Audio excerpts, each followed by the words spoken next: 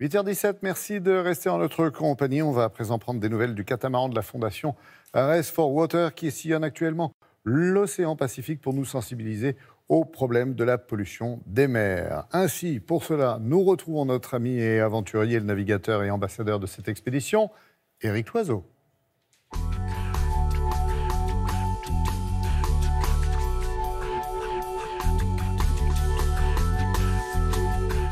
Aujourd'hui, nous sommes sur l'île de Moorea, en Polynésie française, et avec l'équipage de Race for Water, nous allons visiter la célèbre clinique pour tortues marines de Moorea. Je te présente Tuffy. Elle va peut-être avoir de mal à choper ton poisson parce qu'elle a un trouble neurologique lié à la flèche qui a traversé son cou.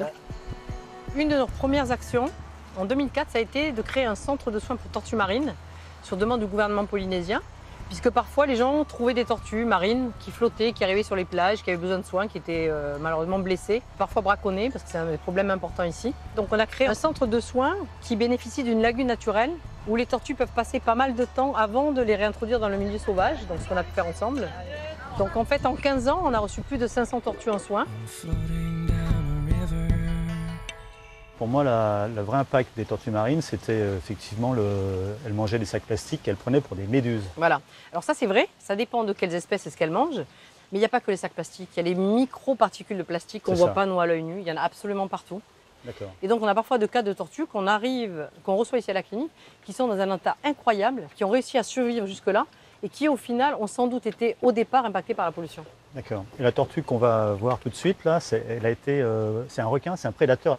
Est-ce que c'est normal qu'une tortue en forme, à cette taille-là, ne soit pas capable d'échapper à un requin?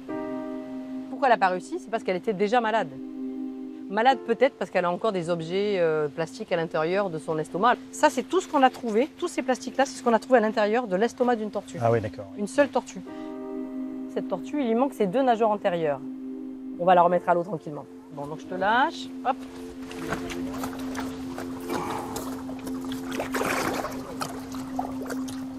Et voilà. Tu vois comment elle fait? Regarde, avec ses nageoires postérieures. Voilà, ça y est, c'est parti. On pense toujours qu'on est à l'abri de tout parce qu'on est un peu des petites îles éloignées dans cet immense Pacifique. Et en fait, on récupère à la fois la pollution mondiale, ce qu'on appelle les gires de plastique, etc. Mais bien sûr aussi la pollution qui vient des îles.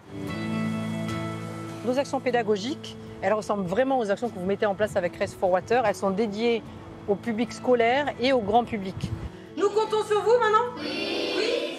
Si on ne change pas chacun nos comportements au quotidien, on n'y arrivera pas. Alors, moi, ça fait 25 ans. Il y a 25 ans, on n'avait pas tous ces sacs plastiques partout. Demain, nous allons reprendre la mer à bord de notre catamaran solaire Race for Water et poursuivre l'exploration des îles Pacifiques avec comme première escale les îles Samoa, distantes de 2400 km, que nous mettrons 10 jours à parcourir grâce au soleil, à l'hydrogène et au vent.